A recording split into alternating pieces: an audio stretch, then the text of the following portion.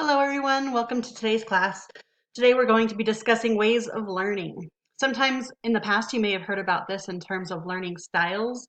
High school counselors and sometimes junior high counselors use these learning styles inventories to help people and students learn what types of learning styles might work well for them. So you may have heard of learning styles such as visual or auditory or others. However, we're going to talk about ways of learning. The difference is that ways of learning are not seen as permanent. You can move between ways of learning and learn more than one style of learning. This is based on a book by Peterson and Cobb. In the past, they've had 8 ways of learning, but recently they added one more, so now we have 9 ways of learning. Of course, we all have our personal preferences, and we tend to like or prefer one way of learning over another. However, learning about different ways of learning can help us to understand others as well as how we ourselves can use these other ways of learning that we may not be used to. In their book, How to Learn is How You Live, Using 9 Ways of Learning to Transform Your Life, Peterson and Cobb discuss the ways of learning as well as how to know which way you seem to prefer. They also discuss how to move between learning styles and how best to do that.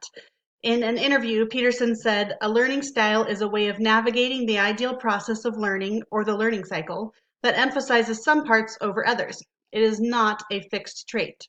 Learning style preferences can change to meet life situations." We are going to talk about these ways of learning in terms of your education and how you can use these learning styles in your college courses. However, I'm sure you can see how the learning styles and knowing what your preferences are might help you in your everyday life. In this book, the authors discuss 9 ways of learning. So we're going to discuss each one, and hopefully you can get an idea as to what learning styles you might prefer. You might even prefer more than one, but having an idea as to where your strengths lie can be helpful. Peterson and Cobb said you can identify your learning style, not as a pigeonhole not as a pigeonhole, but a preference that can be expanded and used to connect with others. Your learning style is not a fixed personality trait. You can see that these learning styles, they move in a circular motion, and this is on purpose. And you'll see as we talk about the different learning styles that they seem to overlap somewhat, and you can also see how one way of learning might lead right into the next way of learning, around and around. So let's talk about the first one, experiencing. So this experiencing way of learning is often related to those who prefer an experienced way of learning. And you might find that you are very good at working in a team, or you might find that you're very good at relationships. Those who prefer this way of learning tend to be very engaged in the learning process.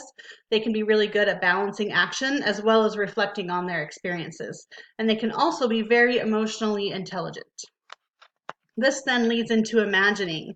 The imagining way of learning is often preferred by those with a great imagination. They enjoy generating new ideas, observing those around them, and often show great empathy for others. So if you prefer the imagining way of learning, you might often seek others' opinions. You might also be sensitive to feelings, and you are caring and creative. Those who prefer the imagining way of learning tend to do very well in situations like brainstorming sessions. However, they might not always want to take action. The next one is reflecting. The reflecting way of learning is often preferred by those who are very good at taking ideas and then putting them into a logical form. They listen with a very open mind and like to gather information from a variety of sources. They listen to others and consider everyone's perspective. So if you prefer the reflecting way of learning, you might find that you are very good at identifying issues that might not be obvious to others. However, you might also want to postpone action on a problem until you're very sure that it will succeed. But you might also find that you're very intuitive at understanding the nature of some problems. The next one is analyzing. The analyzing way of learning is often preferred by those who are very organized. They're very detail-oriented and they like to dive right into feelings, emotions, and concepts. If you prefer the analyzing way of learning, you might find that you like to organize and also systematically consider all of the information and then turn it into something that is meaningful to you. However, you might also find that it's easy to get stuck in this way of learning. Some might want to continue analyzing until they are absolutely certain that they are doing the exact right thing, which may never happen. So moving on to an action phase of a process can be difficult for those who prefer this way of learning. The next one is thinking. The thinking way of learning is often preferred by people who are deep thinkers. They like to take information and data and build a framework that might work in other situations. If you like to use logic and reason to understand how things work, then you might prefer the thinking way of learning. The next one is deciding. The The deciding way of learning is often preferred by problem solvers. They like to select the best course of action. They can also balance the risk and reward of different options. If you'd like to see things completed and that making progress is your main goal, you might prefer the deciding way of learning. Those who prefer the deciding way of learning might like dealing with technical tasks, and they might also be very good at solving social problems and interpersonal issues. However, deciding is not exactly the same thing as acting. Those who prefer the acting way of learning are very good at meeting deadlines. They like to be on time and find ways to make things happen. If you're a goal-oriented person and you like to achieve results, you might prefer the acting way of learning. They are also often very assertive in order to get things done. This leads us to the initiating way of learning. Those who prefer this way of learning are flexible and can adapt to different situations. They often rely on intuition and enjoy facing new challenges. So if you thrive on social interactions and are decisive and like to take good risks, you might prefer this way of learning. Those who prefer this way are often very good at identifying what needs to be done, as well as acting on their gut feeling. And then last, the ninth one, the new one, is balancing. So this way of learning is for those who are good at balancing and not necessarily drawn to the extremes of any other way of learning.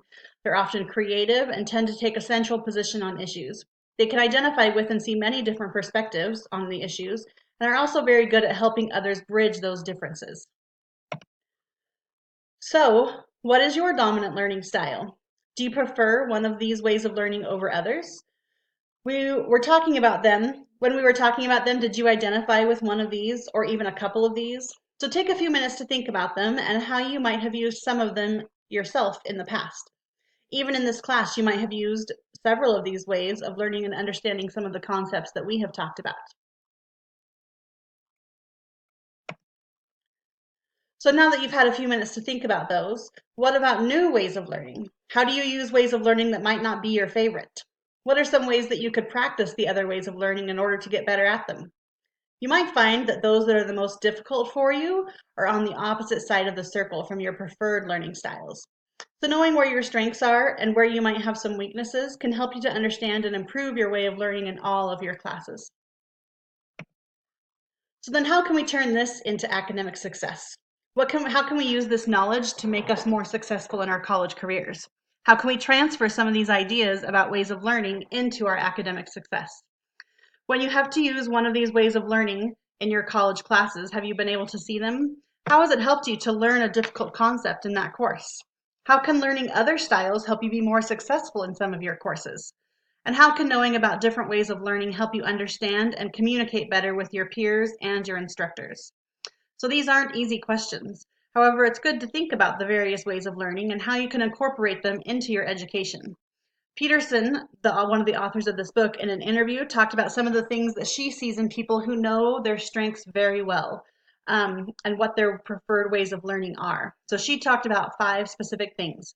First, she talked about self-awareness, and that raised self-awareness of knowing what your preferred learning style is and how that can benefit people in their lives in general. Second, she talked about recognizing some of the ways that your performance might not be as good in some areas as it is in others as you are learning different concepts. Third, she talked about communication differences and how if you are able to understand where a person is coming from or their preferred learning style or way, that you might be able to communicate more effectively with them. Fourth, balancing relationships when it comes to school versus family versus work can be strengthened when we understand others' preferences and how they learn. And finally, she talked about the benefits of understanding other ways of learning and how that might open opportunities to you that might not have been there before. So let's try it out. I want you to move around the classroom and make sure that you discuss your preferred way of learning or what you think it might be with at least 2 other people. So in those conversations, I want you to talk about when you have used your preferred way of learning and what concept it was that you were learning. This will help you to get an idea as to what other people's preferred way of learning is, where their strengths lie, and as well as possibly furthering your own understanding of your own preferred learning style. So let's give this a try. All right, great job. Now let's take it one step further. I want you to take the Learning Styles Inventory, which is available to you on Canvas online. This will give you a much better understanding of your own personal learning ways, as well as give you some ideas of how to incorporate other learning ways. Once you've done this, I want you to talk to at least one of your instructors and at least one family member. Ask them what their preferred way of learning is, and also ask them about a time when they used it to learn something new. So on Canvas, you will find a Flipgrid link where you can video yourself discussing your instructor and family members' ways of learning. And you can also discuss what you have learned about the different ways of learning and how you might use this understanding in your college courses. Be sure to view other students' remarks and comment on them as well. So if anyone's curious, here's some readings about more ways of learning and what were the sources that were used to develop this lesson. Thanks everyone and have a great day.